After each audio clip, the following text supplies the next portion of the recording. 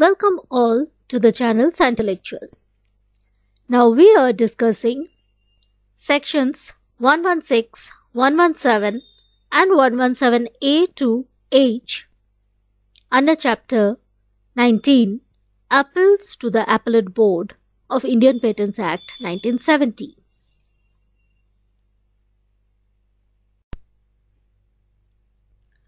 Section 116 Appellate Board. Subsection 1. Appellate Board established under Section 83 of Trademark Act 1999 shall be the Appellate Board for the purpose of this Act, that is Patent Act, and said Appellate Board shall exercise the jurisdiction, power and authority conferred on it by or under this Act, provided the technical member of Appellate Board shall have the qualification as specified in subsection 2. Now let's look what are the qualification.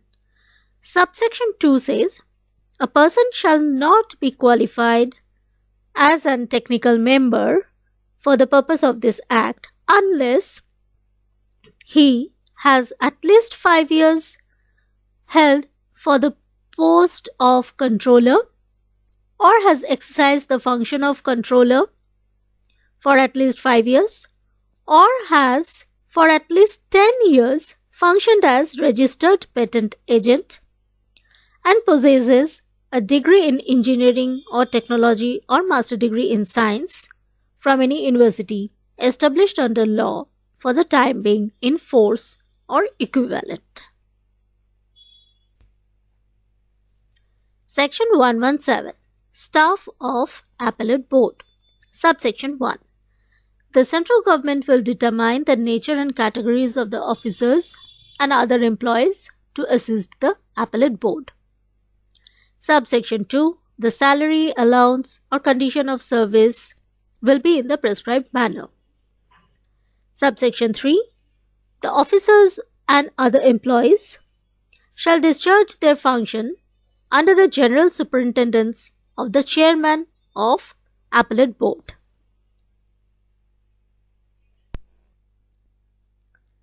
Section 117A. Appeals to Appellate Board. Subsection 1 deals with the purpose or the cases where the appeal can be done and where not. It says that no appeal shall lie from any decision or order or direction made or issued by central government or from any act or order from the controller other than the sections specified in subsection 2. So what are the cases where an appeal can be done regarding the decision, order or direction from the central government or the controller is specified in subsection 2, and those sections are section 15 to 20, 25 subsection 4, 28, section 51, 54, 57, section 60, 61, 63, 66, 69 subsection 3, section 78, section 84, subsection 1 to 5, 85, 88, section 91, 92 and 94.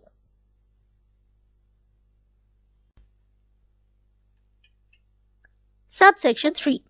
Every appeal under this section shall be in the prescribed form. Copy of the decision, order or direction appealed against will be there, and with fees. Now form and fee will be as per IPAB rule 2011. Subsection 4. Every appeal shall be made within 3 months from the date of the decision or order of direction of the controller or of the central government. And if any further time is given by the Appellate Board, that can be allowed. Section 117B. Procedure and powers of Appellate Board. The provision of Section 84, subsection 2 to 6, Section 87, 92, 95 and 96 of Trademark Act 1999 shall apply to the Appellate Board in the discharge of its function. Section 117C, Bar of Jurisdiction of Courts. No court or other authority shall have or shall be entitled to exercise any jurisdiction, power or authority in relation to the matters referred to the subsection 2 of Section 117A or 117D. Section 117D, Procedure for application of rectification, etc. before Appellate Board. Subsection 1. An application for revocation of patent under Section 64 and an application for rectification of the register under Section 71 shall be in the prescribed manner. Subsection 2. A certified copy of every order or judgment of the Appellate Board shall be communicated to the Controller by the Board, and the Controller shall give effect to the order of the Board, and the entry will be amended or rectified the register in accordance with such order. Let's have a look at the sections dealing with revocation. Revocation before High Court or Appellate Board. Section 64, Section 99. Revocation by the Controller on direction of the Central Government. Section 65. Revocation by the Central Government in public interest. Section 66. Revocation by Controller for non-working is Section 85. Section 117E, Appearance of Controller in legal proceedings. Subsection 1. The Controller shall have the right to appear and be heard A. in any legal proceeding before Appellate Board, in which the relief sought includes alteration or rectification of the register, or in which any question relating to the practice of the Patent Office is raised. That is, when a relief is sought, including an alteration or rectification of the register, or there is a question where the Patent Office practice has been questioned, in that case, the Controller have right to appear in the hearing. B. In any appeal to the Appellate Board from an order of the Controller or on an application for grant of patent. That is, there is an appeal before the Appellate Board regarding the order of the Controller. There are 2 points under this. Number 1, which is not opposed, that is, there is no opposition, and the application is either refused by the Controller or accepted by him by way of amendment, modification, conditions or limitations. Or number 2, which has been opposed, that is, there is opposition and Controller considers that his appearance is necessary in the public interest. And in that case, Controller shall appear in any case, that is the cases as discussed here, if it is directed by the Appellate Board. Section 117E, Appearance of Controller in legal proceedings, subsection 2.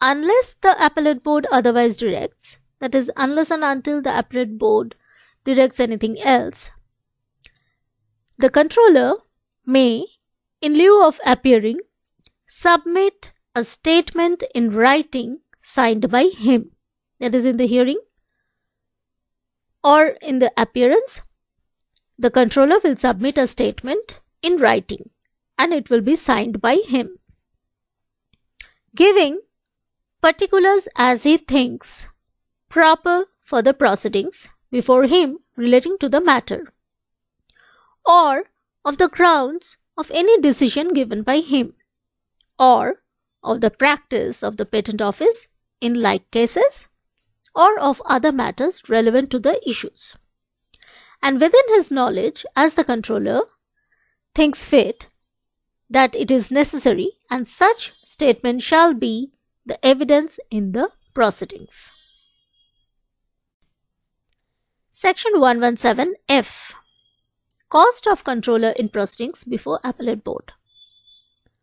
The cost of the controller shall be in the discretion of the board, but the controller shall not be ordered to pay the cost of any parties. Section 117G. Transfer of pending proceedings to Appellate Board. All the cases of appeals against any order or decision of the controller, and all cases pertaining to revocation of patent other than counterclaim in a suit for infringement and rectification of register pending before High Court, shall be transferred to the Appellate Board from such date as notified by the central government in the official gazette, and the Appellate Board may proceed the matter or with the matter either de novo, that is from the starting, or from the stage it was transferred to the Appellate Board.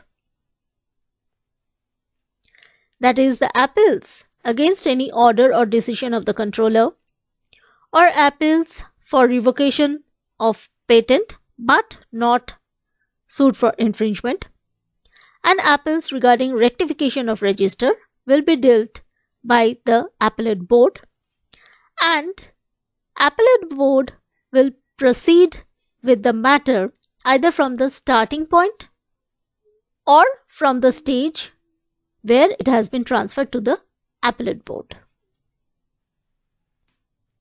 Section 117H. Power of Appellate Board to make rules. The Appellate Board may make rules consistent with the Act